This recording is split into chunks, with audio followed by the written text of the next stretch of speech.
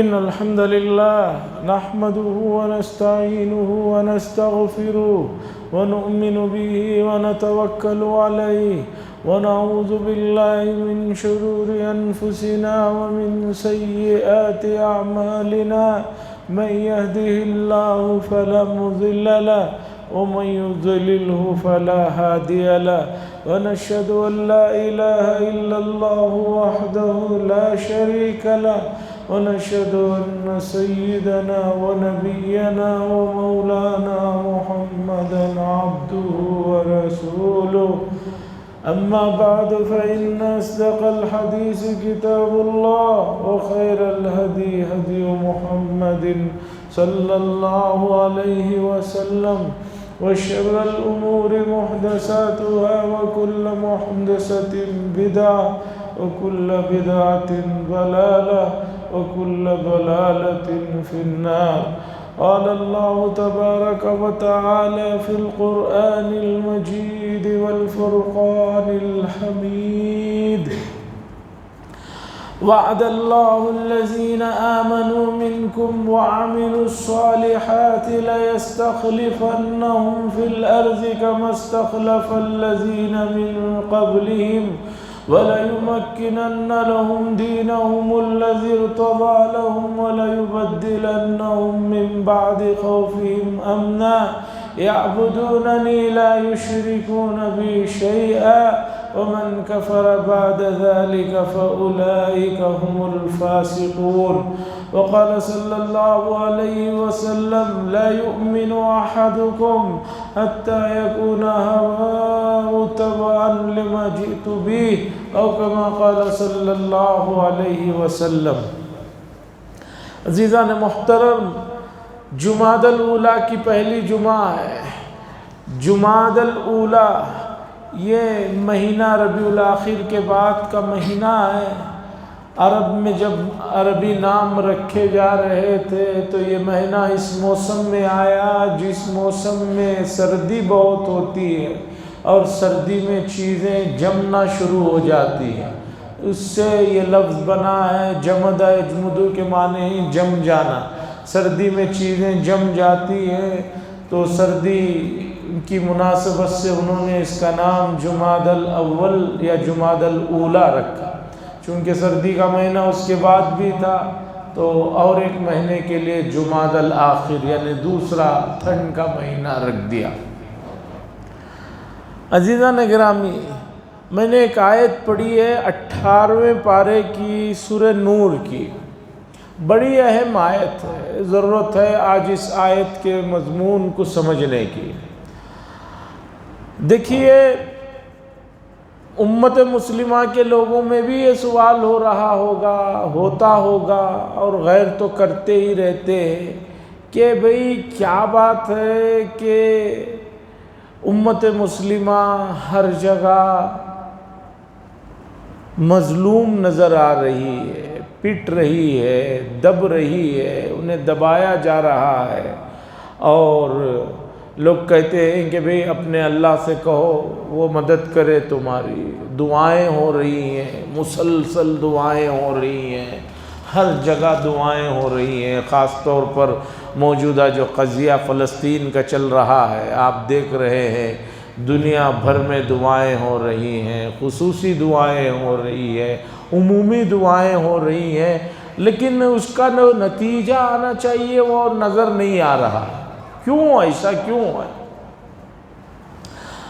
تو اسی مضمون کو سمجھنے کے لیے قرآن مجید کی میں نے یہ آیت پڑھی ہے. جو آیت میں نے پڑھی ہے اس طرح کی آیت اور بھی قرآن مجید میں ہیں. کیا ہے اس آیت میں مضمون یہ ہے: وعد اللہ الذین آمنوا منکم.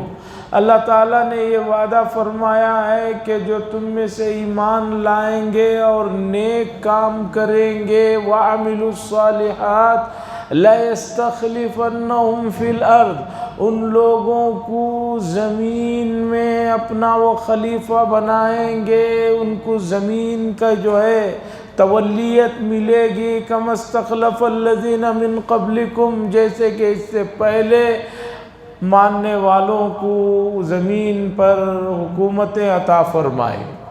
اور قرآن میں دوسری جگہ ہے ان الارض یرثها عبادی الصالحون، زمین کے وارث تو جو ہے اللہ کے نیک بندے۔ بھئی کیا بات ہے کہ امت کا اتنا بڑا ایک طبقہ دنیا میں رہتا ہے کہ قریب 1.5 ارب کی آبادی ہے، لیکن امت مسلمہ کی جو صورتحال ہے وہ بہت نازک ہے۔ تو کیا قرآن کا یہ وعدہ جو قرآن نے ذکر کیا، کیا یہ وعدہ میں کوئی کمی ہے یا اللہ کی بات میں کوئی کمی ہے؟ یہ کیا مسئلہ؟ اس مسئلے کو سمجھنا ہے۔ اب اس مسئلے کو سمجھنے کے لیے آپ کو ذرا توجہ دینے کی ضرورت ہے۔ دیکھیے، ہر چیز کی ایک صورت ہوتی ہے، ایک حقیقت ہوتی ہے۔ ہر چیز کی ایک صورت ہے، ایک تصویر ہے، ایک حقیقت ہے۔ آپ نے دیکھا ہوگا بہت سے گھروں میں فریج کے اوپر سجا کر مصنوعی فروٹ رکھے ہوئے رہتے ہیں۔ آم ہے، جام ہے، انگور ہے، سیب ہے، وہ مصنوعی ہے، پلاسٹک کے بنے ہوئے یا اور کسی اور چیز کے بنے ہوئے رکھے ہوئے رہتے ہیں۔ بلکہ اب ڈیجیٹل تصویریں ایسی آ رہی ہیں کہ تصویری لگانے سے ایسے لگتا ہے کہ جیسے فروٹ رکھے ہوئے ہیں۔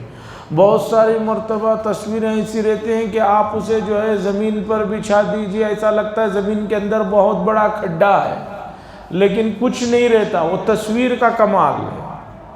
اسی طرح آپ نے دیکھا کہ بہت سارے لوگوں کے گھروں میں پرانے زمانے میں لوگ شکار کرتے تھے، تو شکار کرنے کے بعد شیر کی کھال میں گھاس پھوس بھر کر گھروں میں لگایا ہوا رہتا ہے، اور اسی طرح بنائے ہوئے مٹی سے بنائے ہوئے اسے رنگ و روغن کر کے ایسے رکھے رہتے ہیں جیسے شیر ہے۔ لیکن کوئی آدمی نہ اس شیر سے ڈرتا ہے، نہ اس چیتے سے ڈرتا ہے، نہ اس ہاتھی سے ڈرتا ہے، اور نہ اسی طرح کی جو چیزیں کھانے پینے کی مصنوعی بنا کر جو ہے گھروں میں جو رکھی ہوئی ہیں ان کو دیکھتا تو آدمی ہے، لیکن اسے اٹھا کر کھاتا نہیں ہے۔ اسے معلوم ہے یہ نہ کھانے کی ہے نہ پینے کی ہے، نہ اس سے پیٹ بھرے گا، بلکہ اگر کھا لیا کسی نے پلاسٹک کی یا دوسری کیمیکل کی بنی ہوئی چیزیں تو اس کا پیٹ خراب ہو جائے۔ یہ ہے صورت۔ ایک ہے حقیقت، حقیقی پھل رکھا ہوا ہے، آدمی کھاتا ہے، اسے سکون ملتا ہے۔ ایک آدمی حقیقت میں کہیں جنگل میں شیر دیکھ لیتا ہے، کپڑے اس کے گیلے ہو جاتے ہیں۔ بلکہ بہت سارے لوگ جو جنگلوں میں سفاری کے نام سے جا کر گھومتے پھرتے ہیں، وہاں ان کو گھمانے پھرانے والے ہیں، گاڑیوں میں مکمل بندوبست رہتا ہے، اگر اس جانور نے حملہ کر بھی دیا تو کچھ نہیں ہوگا، اس کے باوجود بہت سارے لوگوں کے اوسان خطا ہو جاتے ہیں۔ اسی طرح بڑے بڑے مچھلیوں کو رکھ کر بڑے بڑے موٹے گلاسوں کے پیچھے دکھایا جاتا ہے، وہ مچھلیاں ایک دم آتی ہیں، آدمی ایک دم بھاگتا ہے، حالانکہ وہ کچھ نہیں کر سکتی، ان کو ادھر رکھا ہوا ہے، درمیان میں موٹا سا بہت مضبوط شیشہ رکھا ہوا ہے، یہاں گاڑیوں میں جو ہے پورا بندوبست کیا گیا ہے، ساتھ میں ایک آدمی جو ہے حفاظت کے لیے بھی ہے، لیکن اس کے باوجود بھی آدمی ڈرتا ہے، گھبرا جاتا ہے۔ کیوں؟ یہ واقعہ ہے، یہ حقیقت ہے، یہ صورت نہیں ہے جو گھاس میں بھر کر رکھ دی گئی ہے۔ اب آپ سمجھیے کہ امت کا حال کیا ہے، امت کے حال کو سمجھیے۔ ایک ہے ایمان حقیقی، ایک ہے ایمان اور اس کے تقاضے، اس کے اعمال حقیقی، اور ایک ہے اس کی صورت۔ یہ جو نظر آ رہی ہے 1.5 ارب کی آبادی یا جتنی بھی آبادی نظر آ رہی ہے، اس آبادی پر نظر ڈالیں گے تو آپ کو بہت مشکل سے کہیں حقیقی ایمان والی صورتیں نظر آئیں گی۔ یہ سب جو ہے حقیقی ایمان والی صورتیں کم نظر آئیں گی، بلکہ یہ جو نظر آ رہا ہے یہ سب تصویریں ہیں، یہ سب مصنوعی چیزیں ہیں۔ بغداد میں ایک محدث رہتے تھے، وہ ہمیشہ اپنے سر سے لے کر چہرے کو نیچے تک ڈھانپے ہوئے رہتے تھے۔ محدث تھے، پڑھاتے تھے، شاگرد بار بار اصرار کرتے کہ حضرت آپ اپنا چہرہ نہیں دکھاتے، یہ اٹھاتے کیوں نہیں؟ انہوں نے کہا کہ اس راز کو راز رہنے دو۔ اب آپ جانتے ہیں کہ شاگرد جب لگ جاتے ہیں اور کچھ خاص شاگرد ہوتے ہیں تو وضیدی ہو جاتے ہیں کہ بھئی حضرت بتائیے۔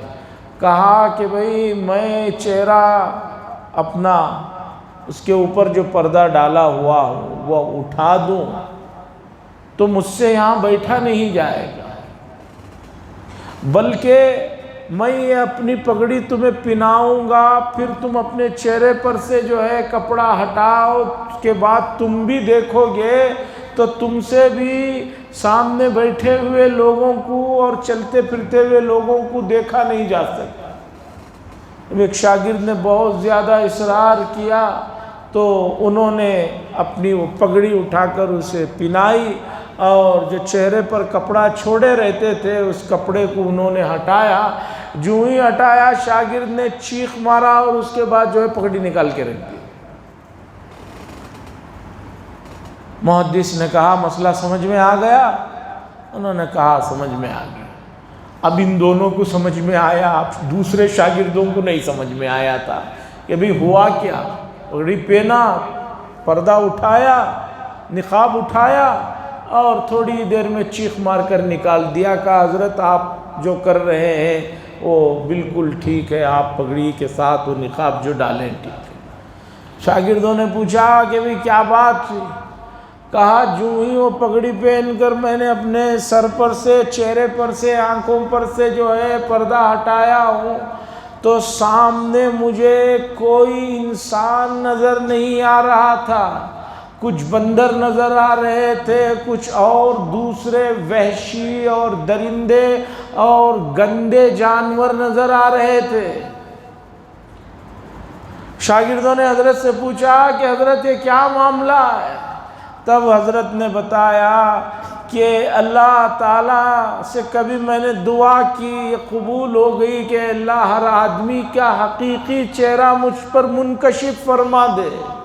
تب سے میں اس چیز کو جھیل رہا ہوں، جس آدمی کے اندر جو بری صفت غالب ہوتی ہے وہ کسی درندے سے مشابہ ہوتی ہے، تو وہ سامنے بیٹھا ہوا آدمی اس درندے کی شکل میں مجھے نظر آتا ہے، اس لیے میں کبھی جو ہے اپنے چہرے پر سے پردہ نہیں ہٹاتا ہوں، آنکھوں کو ڈھانپے رکھتا ہوں۔ ایک آدمی کے اندر شہوت ہے، ایک آدمی کے اندر حسد بھرا ہوا ہے، ایک آدمی کے اندر کینہ بھرا ہوا ہے، تو ظاہری صورت تو اس کی آدمی کی نظر آتی ہے ہمیں، لیکن حقیقی صورت میں وہ درندہ ہے، وہ بندر ہے، وہ جانور ہے، اور خدا جانے جو جو صفات جن جانوروں کے اندر ہیں ان صفات میں وہ نظر آتے ہیں۔ میں اس واقعے کو سمجھانے کے لیے ایک اور واقعہ سناتا ہوں۔ علامہ بیہقی رحمہ اللہ جو بڑے محدث ہیں، ان کی حدیث کی کتاب ہے شعب الایمان، انہوں نے اپنے حج کا واقعہ لکھا ہے کہ وہ جس سال حج کو گئے تھے، بڑے قدیم آدمی ہیں، بڑے درجے کے محدث ہیں، ان کی حدیث کی کتاب ہے شعب الایمان، اس کی روایتیں بہت سے کتابوں میں لی جاتی ہیں۔ انہوں نے لکھا ہے ان کا واقعہ کہ وہ جس سال حج کو گئے، حج میں میدان عرفات جو 9 تاریخ کو ہوتا ہے، حج کا رکن اعظم ہے، جو اس میں نہیں شریک رہا اس کا حج نہیں ہوتا۔ حضور صلی اللہ علیہ وسلم سے پوچھا گیا کہ حج کیا؟ آپ نے فرمایا الحج عرفہ، حج تو عرفات کا نام ہے، عرفات میں شرکت کرنے کا نام ہے۔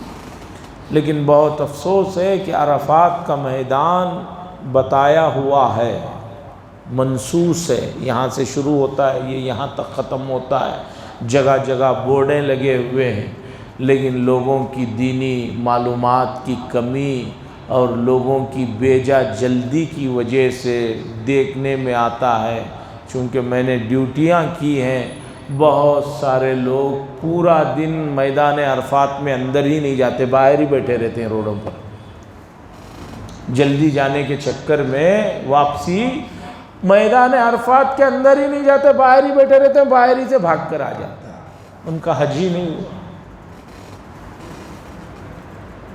خیر، علامہ بیہقی فرماتے ہیں کہ 9 تاریخ کو میدان عرفات میں رہنے کے بعد مغربی عشاء مزدلفہ میں پڑھنا تھا، میں مغربی عشاء کے لیے مزدلفہ کو نکل گیا۔ رات میں مزدلفہ میں پہنچنے کے بعد دیکھا کہ میرے درہم و دینار یعنی روپے پیسے رکھنے کی جو تھیلی ہوتی ہے، جو ہمینی کہتے ہیں، وہ غائب ہے۔ انہوں نے سوچا کہ بھئی آگے قربانی بھی کرنا ہے، دوسرے چیزیں ہیں، آس پاس تلاش کیا، نہیں ملی، تو مجھے خیال ہوا کہ ہو سکتا ہے کہ عرفات میں جہاں میں رکا تھا وہاں وہ میرے پیسوں کی تھیلی رہ گئی ہے، اس لیے اب وہیں جا کر اسے تلاش کرنا ہے۔ پھر انہوں نے کہا کہ اب تو رات کو یہاں مزدلفہ میں پہنچے تھے، تھکے ہوئے تھے، تھوڑی دیر آرام کیا، پھر فجر پڑھ کر مزدلفہ میں عرفات کے میدان کو واپس گئے پلٹ کر۔ علامہ بیہقی کہتے ہیں کہ کل جو میدان عرفات میں پیر رکھنے کی لوگوں کو جگہ نہیں تھی، سب سفید احرام میں ملبوس نظر آ رہے تھے، اب میں رات مزدلفہ میں گزار کر صبح جب عرفات کے میدان میں پہنچا ہوں تو میرے اوسان خطا ہو گئے کہ پورے میدان عرفات میں بندر ہی بندر نظر آ رہے ہیں، بندر ہی بندر نظر آ رہے ہیں۔ وہ پریشان ہو گئے۔ خیر انہوں نے جو اپنی چیز تلاش کرنی تھی وہ تلاش کی اور واپس آ گئے، اور بہت حیران تھے کہ بھئی کل تو ایک بندر نہیں تھا، آج پورے میدان عرفات میں بندر ہی بندر ہے۔ رات کو جب وہ سوئے ہیں تو ان کو خواب میں فرشتوں نے بات بتائی کہ اللہ کی طرف سے یہ جو میدان عرفات میں تم نے دوسرے دن جو بندر ہی بندر دیکھے وہ دراصل انسانوں کے گناہ تھے جو کل 9 تاریخ میں جمع ہوئے تھے، اور انہوں نے توبہ کی تو وہ گناہ ان سے دھل گئے، تو ان کثیر گناہوں کو بندروں کی شکل میں تمہیں دکھایا گیا۔ بات چل رہی تھی، ہر چیز کی ایک صورت ہے اور ایک اس کی جو ہے حقیقت ہے۔ فریج پر رکھے ہوئے آرٹیفیشل کیلے آدمی کا پیٹ نہیں بھر سکتے ہیں، گھروں میں چیتے شیر کے کھال میں گھاس پھوس بھر کر رکھنے سے آدمی ڈر نہیں جاتا ہے، چونکہ معلوم ہے وہ صورت ہے، حقیقت نہیں ہے۔ تو اب آپ سمجھیے کہ اللہ نے جو وعدہ فرمایا، جو آیت میں نے پڑھی 18ویں پارے کی، اسی طرح 17ویں پارے میں بھی آیت ہے کہ اللہ فرماتے ہیں وعد اللہ الذین آمنوا منکم وعملوا الصالحات لیستخلفنہم فی الارض۔ اللہ نے یہ وعدہ فرمایا ہے ایمان والوں سے، تم میں جو لوگ ایمان والے ہیں وعملوا الصالحات، اور جنہوں نے نیک کام کیے، لیستخلفنہم فی الارض، انہیں ہم زمین میں اپنا نائب بنائیں گے، زمین کی خلافت اور زمین کی جو ہے حکومت اور دبدبہ انہیں عطا فرمائیں گے۔ سوال یہ ہوتا ہے کہ بھئی اتنی بڑی آبادی امت مسلمہ کی ہے، اس کے باوجود بھی چاہے وہ اپنے ملک میں ہو، دوسرے ملک میں ہو، دینداروں کی یا ایمان والوں کی تو خیر نظر نہیں آ رہی ہے، مظلوم نظر آ رہے ہیں، پٹ رہے ہیں، کٹ رہے ہیں، اور حالات اتنے بدتر ہو گئے ہیں کہ جو ہے یہ مردہ دلی ہے کہ ان حالات کو دیکھنے کے بعد جو ہے ہم سکون سے سو پا رہے ہیں، ورنہ جس طرح کے بدتر حالات فلسطین میں اس وقت ہو رہے ہیں حساس آدمی کے اوسان خطا کرنے کے لیے بہت زیادہ ہے۔ سوال یہ ہے، اللہ تو یہ فرما رہے ہیں اور دیکھنے کو یہ مل رہا ہے، تو یہ بات جب آپ کے ذہن میں آ گئی ہے اس کا جواب بھی سنیے۔ اس کا جواب یہ ہے کہ اللہ کو حقیقی ایمان مطلوب ہے، اللہ کو حقیقی اعمال صالحہ مطلوب ہیں، اللہ کو یہ صورت والے ایمان، یہ صورت والا اعمال یہ مطلوب نہیں ہے۔ جیسے گھاس پھوس میں بھرے ہوئے شیر اور چیتے سے بچہ کیا بڑا بھی نہیں ڈرتا، اور مصنوعی فروٹ کو جو رکھا ہوا ہے اس فروٹ کو دیکھنے سے آدمی کا پیٹ نہیں بھرتا، یا کھانے جو مصنوعی بنا کے رکھ دیے گئے ہیں اس سے کچھ نہیں ہوتا، اس لیے کہ وہ مصنوعی ہے، صورت ہے، حقیقت نہیں ہے۔ یہی حال امت مسلمہ کا ہے کہ امت مسلمہ جو ہے حقیقی معنی میں ایمان اور اعمال صالحہ سے بہت دور ہے۔ یہ جو خوش فہمی یا غلط فہمی امت کو ہو رہی ہے کہ میں بڑے درجے کا دیندار ہوں، وہ میرے سے بڑے درجے کے دیندار ہیں، وہ ان سے بڑے درجے کے دیندار ہیں، وہ 100% ایمان والے ہیں، نہیں، یہ جو ہے صورت ہے، سیرت یعنی اور حقیقت سے یہ بہت دور ہے۔ اب سوال ہوگا کہ بھئی حقیقی ایمان اور حقیقی اعمال صالحہ،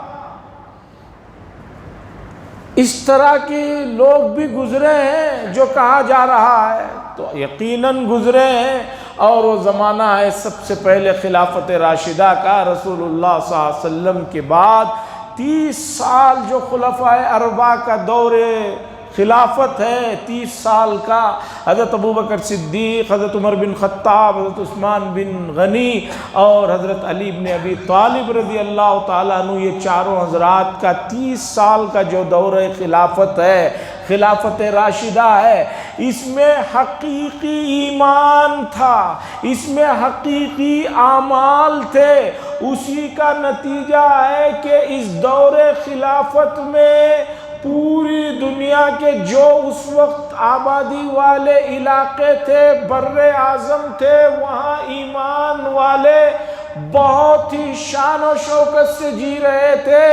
ان کی شان و شوکت کا اندازہ اس واقعے سے لگائیے کہ افریقہ کے بھیانک جنگل میں یہ حقیقی ایمان والے پہنچتے ہیں اور جنگل کو کہتے ہیں کہ اے جنگل کے درندوں، پرندوں، چرندوں، سن لو، ہم اللہ کے نبی کے جو ہے صحابہ ہیں، ان کے مشن کو آگے بڑھانے کے لیے آئے ہیں، آج ہم یہاں رات میں رکنا چاہتے ہیں، اس لیے اس جگہ کو ہمارے لیے خالی کر دو۔ افریقہ کے جنگل میں لوگوں نے منظر دیکھا، افریقہ کے جنگلی لوگوں نے بھی دیکھا کہ ان کی آواز میں کیا تاثیر تھی، کیا اثر تھا، کیا دم تھا، کہ شیر اپنے بچوں کو منہ میں پکڑے ہوئے جا رہے ہیں اور بھی درندے سب جو ہے جنگل کو خالی کر دیے۔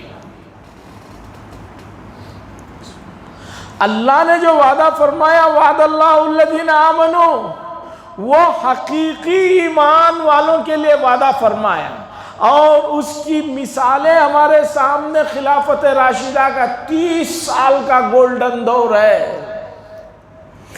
مصر کے اندر دریائے نیل جو بہت بڑی دریا ہے، کئی ملکوں سے ہو کر گزرتی ہے، اور عجیب اس کی پانی کی تاثیر ہے، پانی کا اس کا جو ہے اس کے اندر قوت ہے، یا موجودہ زمان میں جو ہم کہتے ہیں حد درجے اس میں وٹامنس ہیں، منرلز ہیں، جو بھی آپ کہیے۔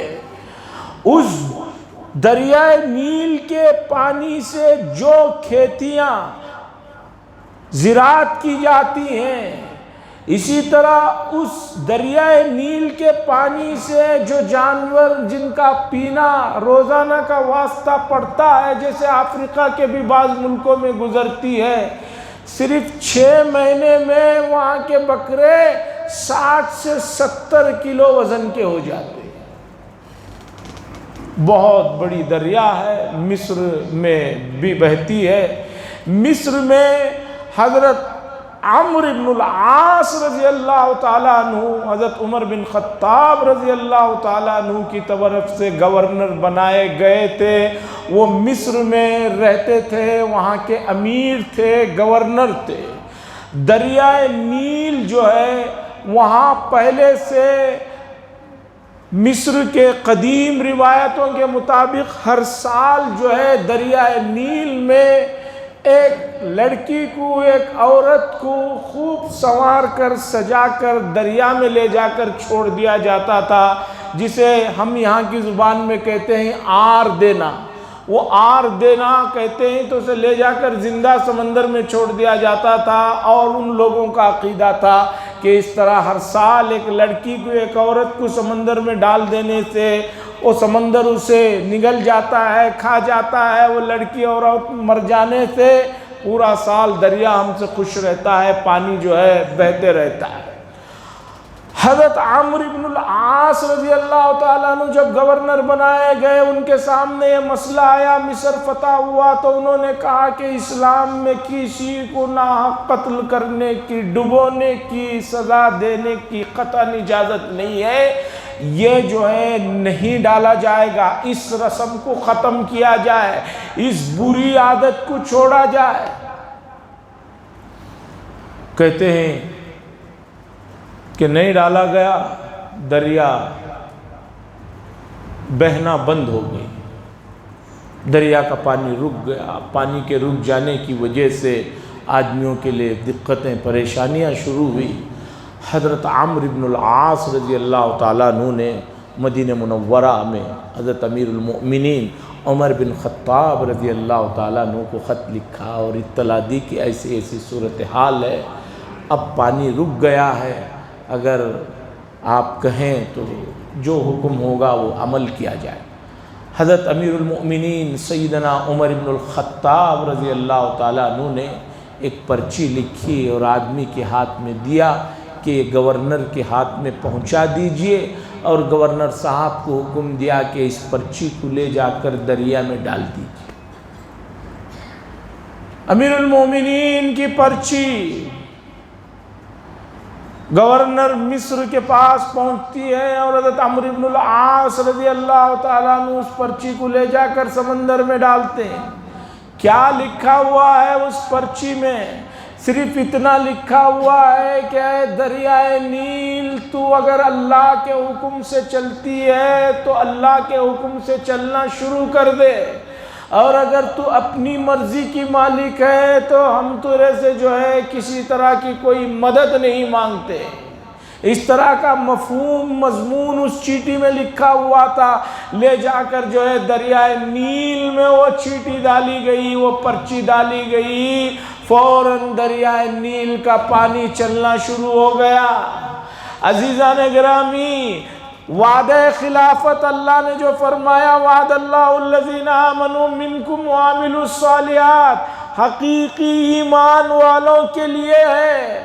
آج ہر آدمی کا ایمان کتنا مضبوط ہے، کتنا حیثیت کا ہے، ہر آدمی خود اپنا وہ ٹیسٹ لے سکتا ہے، لیکن امت جو ہے بالکل جو ہے آنکھیں بند کر کے بلیاں دودھ پیتے ہوئے جو ہے سوچتی ہیں کہ مجھے کوئی نہیں دیکھ رہا، پوری دنیا آنکھ بند کر لی ہے۔ امت کا بھی یہی حال ہے۔ امت یہ سمجھ رہا ہے، امت یہ سمجھ رہی ہے کہ ہم تو حقیقی ایمان والے ہیں، پتہ نہیں کیا ہمارے ساتھ آزمائشیں ہیں۔ آزمائش ہے، لیکن یہ آزمائش اس لیے ہے کہ آپ حقیقی ایمان والے بن جائیں، حقیقی اعمال صالحہ بن جائیں۔ رہ گئی رسم ازاں روح بلالی نہ رہی، رہ گیا فلسفہ تلقین غزالی نہ رہی۔ عزیزان گرامی، قرآن کی آیتیں، احادیث میں جو بھی باتیں ارشاد فرمائی گئی ہیں وہ حقیقیت کے ساتھ جو ہے مشروط ہیں، تصویروں کے ساتھ مضبوط نہیں ہے۔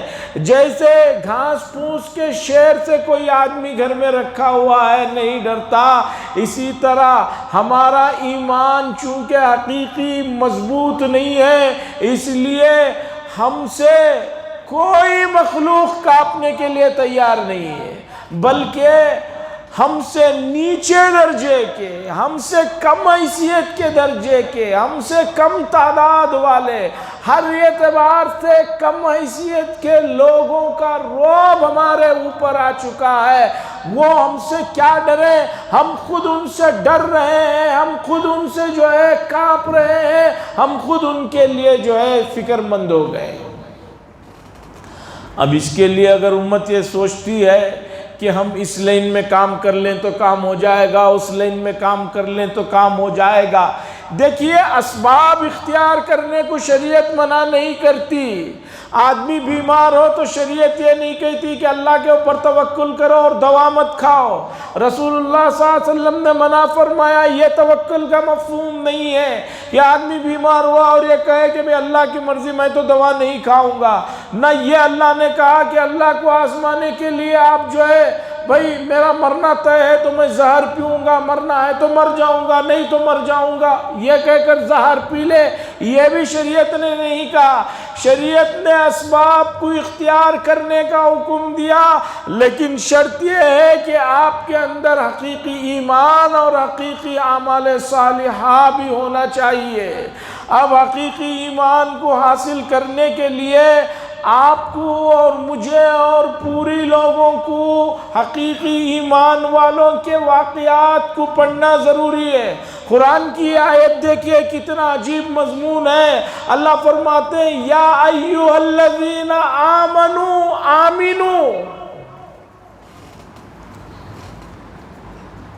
یا ایھا الذین آمنوا آمنوا، اے ایمان والو ایمان لاؤ۔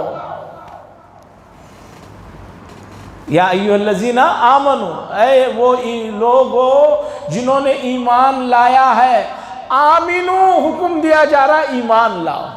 اس کی تفسیر یہ بھی ہے کہ لوگوں جو اب تک تم ایمان جسے سمجھ رہے ہو یہ صورت والا ہے، حقیقی ایمان نہیں ہے، آمنو حقیقی ایمان لے کر آؤ۔ یہ قرآن کی آیت بتا رہی ہے کہ ایمان والوں کو بھی حکم دیا جا رہا ہے ایک تفسیر کے مطابق۔ ایک تفسیر اس کی یہ ہے کہ اللہ یہاں پر منافقوں سے خطاب فرما رہے ہیں، اے منافقوں جو ایمان کی صورت بنائے ہوئے بیٹھے ہو، آمنو صحیح ایمان لے کر آؤ۔ اور حضرت حسن بصری رحمۃ اللہ علیہ فرماتے ہیں عملی نفاق تو قیامت تک لوگوں میں پایا جائے گا۔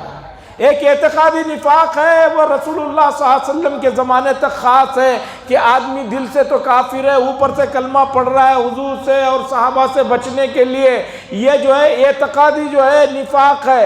اور دوسرا نفاق ہے عملی نفاق ہے، ایک آدمی مومن تو ہے، کلمہ تو پڑھا ہوا ہے لیکن فجر کی نماز نہیں پڑھتا، ایک آدمی ایمان تو لایا ہوا ہے لیکن جو ہے جھوٹ بولنا نہیں چھوڑتا، ایک آدمی ایمان تو لایا ہوا ہے، دھوکہ دہی اور دوسرے چیزوں کو کرنا نہیں چھوڑتا۔ تو عملی نفاق قیامت تک ہے۔ اگر آپ وہ بھی تفسیر کو مانیں گے تو اس آیت کو دوبارہ سنیے اور سمجھیے اللہ کیا فرماتے ہیں، یا ایھا الذین آمنوا آمنوا، اے ایمان والو ایمان لے آؤ۔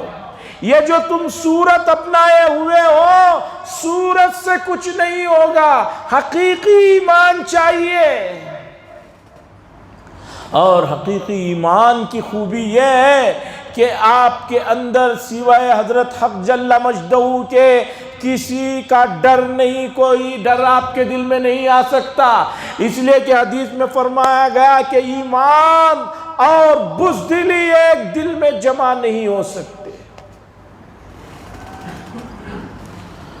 عزیزان گرامی، حقیقی ایمان کا جو اللہ نے وعدہ فرمایا، جو میں نے 18ویں پارے کی آیت تلاوت فرمائی ہے، وعد اللہ الذین آمنوا منکم وعملوا الصالحات، اللہ نے وعدہ فرمایا ہے ایمان والوں سے کہ تم میں سے جو ایمان لائے ہیں اور نیک کام کریں گے، لَيَسْتَخْلِفَنَّهُمْ فِي الْأَرْضِ، زمین کی خلافت، زمین میں نیابت، زمین میں حکومت ہم تمہیں عطا فرمائیں گے، کما استخلف الذین من قبلکم، اور یہ کوئی ایسی بات نہیں، تم تاریخ اٹھا کر دیکھو، تم سے پہلے بھی جنہوں نے حقیقی ایمان کو اور اعمال کو اپنائے، ہم نے انہیں زمین پر نیابت اور سب کچھ عطا فرمایا۔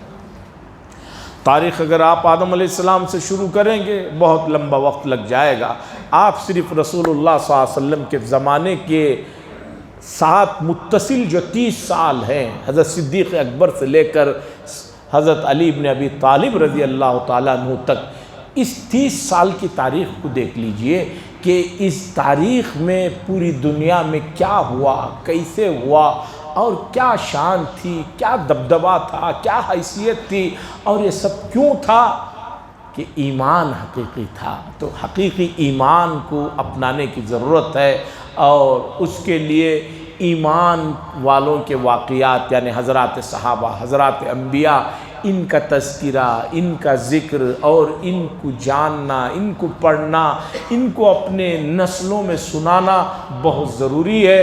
اگر نہیں کریں گے تو نہ وہ جذبہ آئے گا، نہ وہ شوق آئے گا، نہ وہ چیزیں آئیں گی۔ اللہ سے دعا فرمائے اللہ اس مسئلے کو سمجھنے کی اور اس کے تقاضوں پر عمل کرنے کی توفیق نصیب فرمائے۔ وآخر دعوانا الحمد للہ رب العالمین۔